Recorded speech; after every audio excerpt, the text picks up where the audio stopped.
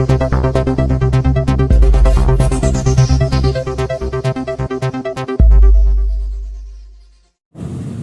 Road శివాలయం centre దగ్గర నుంచి కొత్త బస్టాండ్ వరకు మేము విస్తరణ చేసినాం. రోడ్డును వెడల్పు చేసినాం, కాలువలు నిర్మించినాం, వెడల్పు చేసిన చోట రోడ్డు వేసినాం, ఫుట్పాత్ నిర్మించినాం. దాదాపు 2 కిలోమీటర్లు విస్తరణ మేము చేస్తే ఒక్కచోట కూడా కంప్లైంట్ లేదు. ఆనాడు నిష్పక్షపాతంగా నిజాయితీగా పురపాలక సంఘానికి ప్రభుత్వానికి సంబంధించిన స్థలాలు ఏ మేరకైతే ఉన్నాయో ఆ మేరకు, అది కూడా వ్యాపారస్తులను బాధించకుండా వ్యాపారస్తులతో సంప్రదించి వారి ప్రాపర్టీకి ఏమాత్రం నష్టం కలగకుండా ఆ కాలువ నిర్మించే క్రమంలో, తాపలు నిర్మించే క్రమంలో కూడా వారికి వసతిని కల్పించి వారి అంగీకారంతో వారి మెప్పు పొందగలిగి మేము మైదుకూరు రోడ్డు విస్తరణ చేయగలిగినాం. అది ఆనాడు. ఈనాడు తెలుగుదేశం పార్టీ అధికారం వచ్చిన తర్వాత నంద్యాల వరదరాజిరెడ్డి ఎమ్మెల్యే గారి యొక్క సారథ్యంలో కొత్తపల్లి గ్రామ పంచాయతీకి సంబంధించి విస్తరణ కార్యక్రమం ఈరోజు ఎట్లా జరుగుతుంది, ఆనాడు ఎట్లా జరిగింది చెప్పినా ఈనాడు ఎట్లా జరుగుతుంది అంటే కనుక, ఈనాడు ఎట్లా జరుగుతుంది అంటే ప్రభుత్వానికి సంబంధించిన స్థలాలు ఏవైతే ఆక్రమణ జరిగి ఉన్నాయో, ఆక్రమణ ప్రభుత్వానికి సంబంధించిన స్థలమై ఉండి ఆ స్థలము సైతం పూర్తిగా తొలగించి ప్రజలకు ఉపయోగపడే విధంగా రోడ్డు కాలువ నిర్మాణం జరగదు.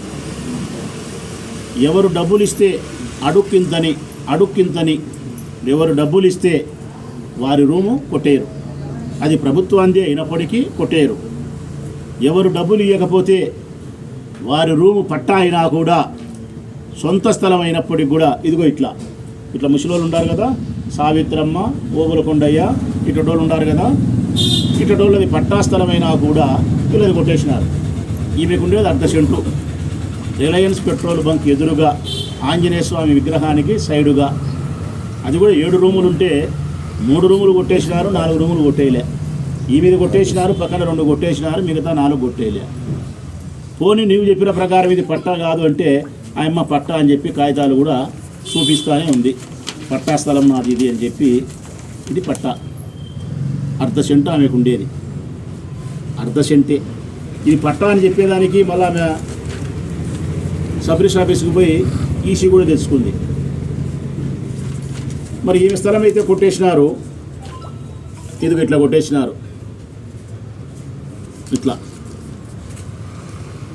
ఈ ఆర్ఎండ్బి పంచాయతీ అధికారుల దగ్గర పోతే ఈ కాలువ నిర్మించేదానికి లేకపోతే ఇది కొట్టేసేదానికి బెంగాల్ అధికారులు శివచంద్ర అధికారి అని చెప్తారంట. కొత్తపల్లి గ్రామ పంచాయతీ సర్పంచ్ శివచంద్ర అధికారి. మా మార్కేం లేదు, ఆయన మార్కే ఉంది. ఆయన మార్కే అడిగేచ్చి అడిగేనంట. ఆయన అవినీతి చేస్తున్నాడు, అన్యాయం చేస్తున్నాడు కదా, మీ మనిషే కదా, మీరు కంట్రోల్ చేయండి అని చెప్పి వరదరాజిరెడ్డి దగ్గరికి పోతే వరదరాజిరెడ్డి చీకటి ఒప్పందం చేసుకున్నాడు కొండారెడ్డి చీకటి ఒప్పందం చేసుకున్నాడు శివచంద్రతో. మొత్తం ఆ విస్తరణలో చేసే భాగంగా ఎవరెవరు 20 లక్షలు ఇచ్చినది రోడ్డు కొట్టేయకుండా, ఎవరెవరు 10 లక్షలు ఇచ్చినది, ఎవరెవరు 5 లక్షలు ఇచ్చినది, అన్ని వివరాలు మా దగ్గర ఉన్నాయి. ఆ పేర్లు చెప్పాల్సిన పరిస్థితి వస్తే నెక్స్ట్ ప్రెస్ మీట్లో చెప్తాం.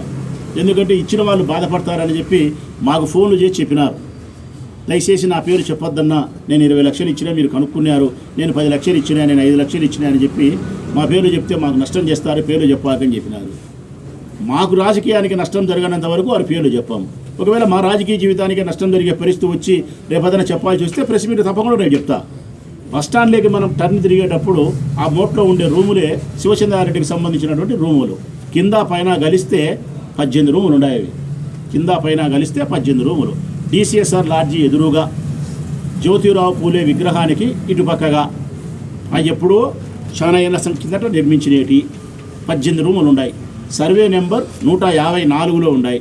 సర్వే నెంబర్ 156 1Bలో ఉన్నాయి ఈ రూములన్నీ కూడా.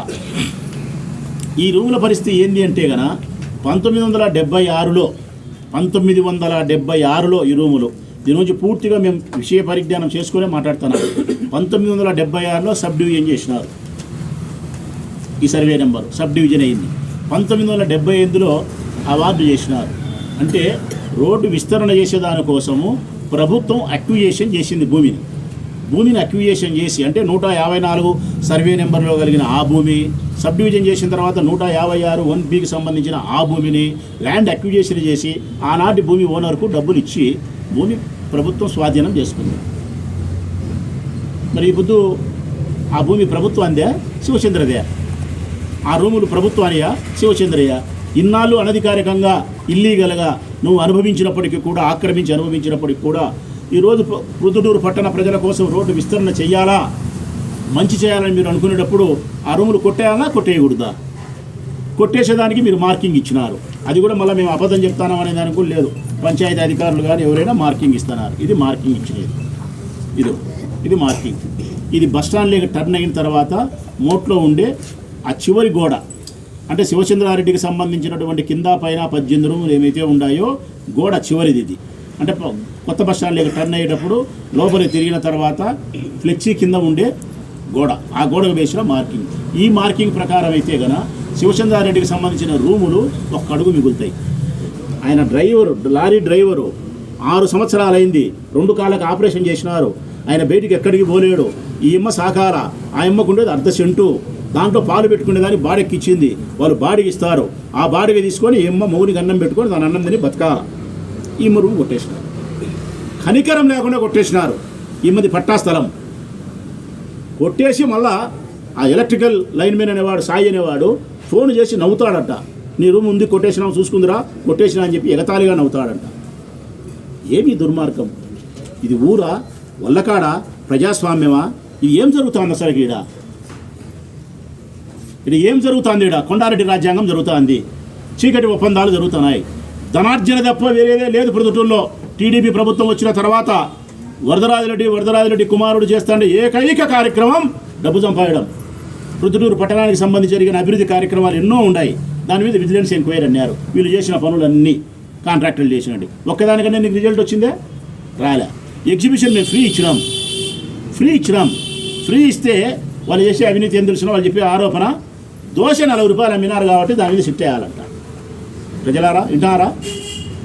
నేను కోట్ల రూపాయలు పెట్టి టికెట్ లేకుండా మీకు నేను ఎగ్జిబిషన్ ఫ్రీ చేస్తే ఆ లోపల దోశలోడు అంగడి పెట్టి వాడు 40 రూపాయలు దోశ అమ్మినాడు కాబట్టి ఇది ఎమ్మెల్యేకి లెక్క వచ్చింది కాబట్టి చుట్టూ వేయాలి దోశ మీదంట. ఇప్పుడు మేము ప్రశ్నిస్తూ ఉన్నాం మైదుకూరు రోడ్డు దానికి సంబంధించి, మీరెందుకు శివచంద్రారెడ్డికి సంబంధించినటువంటి ఆ 18 రూములు కింద పైన రూములు మార్క్ ఇచ్చిన తర్వాత, ల్యాండ్ అక్విజిషన్ ప్రభుత్వం చేసిన తర్వాత కూడా ఎందుకు ఆ రూములను కొట్టకుండా మీ ఇష్టానుసారంగా వంకర టింకరగా కట్టినారో సంబంధించిన అధికారులు సమాధానం చెప్తారా, చెప్పరా? ఈ ప్రజలకు న్యాయం చేసేదానికోసం వైఎస్ఆర్ కాంగ్రెస్ పార్టీ గట్టిగా పోరాటం చేస్తుంది. వరదరాజిరెడ్డి, కొండారెడ్డి ధనార్జన చేసే క్రమంలో ఈ ప్రజలను పీడిచి చేసే కార్యక్రమాలకు ఎప్పుడు మేము అడ్డం తగులుతూనే ఉంటాం, ప్రశ్నిస్తూనే ఉంటామని కూడా ఈ సందర్భంగా మేము తెలియజేస్తూ ఉన్నాం. నిన్న మున్సిపల్ ఆఫీసులో పెద్దగా మాట్లాడా, ఎవరబ్బ జాగీరు కొట్టేసేదే అనే మేము అడుగుతున్నాం. ఇప్పుడు ఇది ఎవరబ్బ జాగీరు? ఇది ఎవరబ్బ జాగీరయ్యా పెద్ద ఆయన? ఆయమ్మ స్థలం ఎవరబ్బ జాగీరని కొట్టేసినారు. శివచంద్రారెడ్డి రూములు ఎవరబ్బ జాగీరు? ప్రభుత్వానికి సంబంధించిన రూములు ఎందుకు కొట్టేయకున్నారు? ఒకరికి ఒక న్యాయం. లెక్కలిస్తే ఒక రకం, లెక్క లేకపోతే ఒక రకం.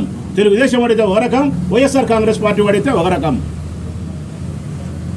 ఈ ద్వంద్వ వైఖరి నీతిని, ఈ పక్షపాతమైనటువంటి నీతిని ఎప్పుడు నువ్వు విడనాడతావో అప్పుడు నువ్వు బాగుపడతావు. ఇది నువ్వు విడనాడకనే నిన్ను మేము విడనాడినది. ఇక్కడ నుండి మేమందరం విడనాడేదానికి కారణం ఏంటంటే ఈ ద్వంద్వ నీతిని సహించలేకనే మేము నిన్ను ఇచ్చినాం ఆ రోజు. ఈరోజు 85 సంవత్సరాలు వచ్చినా కూడా నువ్వు ఆ ద్వంద్వ నీతి వదలడం లేను, ఇంకా దాన్ని పట్టుకొని ఊగులాడుతున్నావు నువ్వు. స్పష్టంగా మా దగ్గర అన్నీ ఉన్నాయి. కోర్టుకు వేస్తాం, రేపొద్దున అధికారులు పిలుస్తాం, ఈ ఎక్కకు న్యాయం చేసేదానికి రోడ్డు మీదకి వస్తాం, దీక్ష కూడా చేస్తాం.